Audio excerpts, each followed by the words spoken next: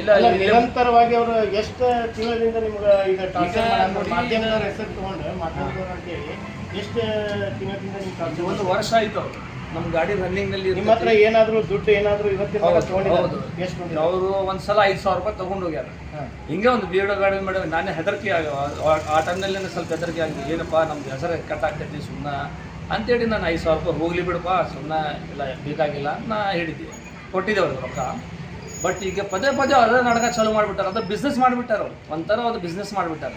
ಹಿಂಗೆ ವಿಡಿಯೋ ಮಾಡೋದು, ಈಗ ಕೊಡ್ತಿ ರೊಕ್ಕ ಮುಗಿಸ್ಕೋತಿ ಇಲ್ಲೇ ಮುಗಿಸ್ಕೋತಿ ಪ್ರಚಾರ ಮಾಡಲಿ ಅಂತ.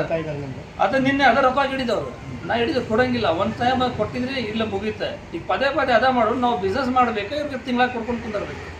ಮಾಡೋದು ನೀನು ಏನು ಮಾಡ್ತೀನಿ, ನಾನು ನೋಡ್ಕೋತೀನಿ, ನಾನು ಲೀಗಲಾಗಿ ಹೋಗ್ತೀನಿ, ನಾನು ಸುಮ್ಮನೆ ಇರೋಂಗಿಲ್ಲ ಅಂತ ಹೇಳಿ ಹೋಗಿದ್ದು ನಾನು ಕಳಿಸಿದವ್ರಿಗೆ. ಅದಾದಮೇಲೆ ಹೋಗಿ ಅದು ನಿನ್ನೆ ಅಪ್ಲೋಡ್ ಮಾಡ್ಯಾರ ಅವರು. ಆಮೇಲೆ ಇಲ್ಲಿ ಮುಂದೆ ಬೇಕ್ರಿ ಇದೆ ನಮ್ಮ ಉಡಾನ್ ಮುಂದೆ, ಅವರು ಅಂಡಾ ಬಾಕ್ಸಲ್ಲಿ ತಿಂದು ಸೀದಾ ಒಳಗಡೆ ಹೋಗ್ಯಾರ. ಈಗ ನೀವು ಅವ್ರ ಬಗ್ಗೆ ಏನಾರ ಪೊಲೀಸ್ ಸ್ಟೇಷನ್ ಹೋಗಿ ಮಾನ್ಯ ಕಮಿಷನರ್ ಸಾಹೇಬ್ರಾಗಲಿ ಲೋಕಲ್ ಸ್ಟೇಷನ್ ಇಂಡಿಪೆಂಡೆಂಟ್ ಸ್ಟೇಷನಲ್ಲಿ ಹೋಗಿ ಕಂಪ್ಲೇಂಟ್ ಮಾಡಿದ್ದೀರಾ? ಇಲ್ಲ ಮಾಡಿಲ್ಲ. ಈಗ ಮಾಡಬೇಕಂತಿದ್ದೀವಿ. ಯಾಕಂದ್ರೆ ಈಗ ಬಿಡಂಗಿಲ್ಲ. ಈಗ ಸುಮ್ಮನೆ ಅವ್ರು ಹಿಂಗೆ ಪದೇ ಪದೇ ನಮಗೆ ಮಾಡ್ಯಾರ. ಇಲ್ಲಿ ಅಕ್ಕಪಕ್ಕದಲ್ಲಿ ಇಲ್ಲೇ ಮುಂದೆ ಅಂಗಡಿ ಇದೆ ರೀ, ಬೇಕ್ರಿದವ್ರಿಗೆ ಹೋಗಿ ಅಲ್ಲಿ ಅವ್ರಿಗೆ ಇಲ್ಲ ಇಲ್ಲಿಗೆಲ್ಲ ಅದೇ ಸಿಲಿಂಡರ್ ಯೂಸ್ ಮಾಡಾಕತ್ತೀವಿ, ಅವ್ರಿಗೆ ರೊಕ್ಕ ಕಡೆ ಅಂತ. ಸೊ ಈಗ ನಾವು ಕಂಪ್ಲೇಂಟ್ ಮಾಡೋದಿದೆ. ಈಗ ಬಿಡಂಗಿಲ್ಲ ಅವ್ರಿಗೆ. Okay, thank you.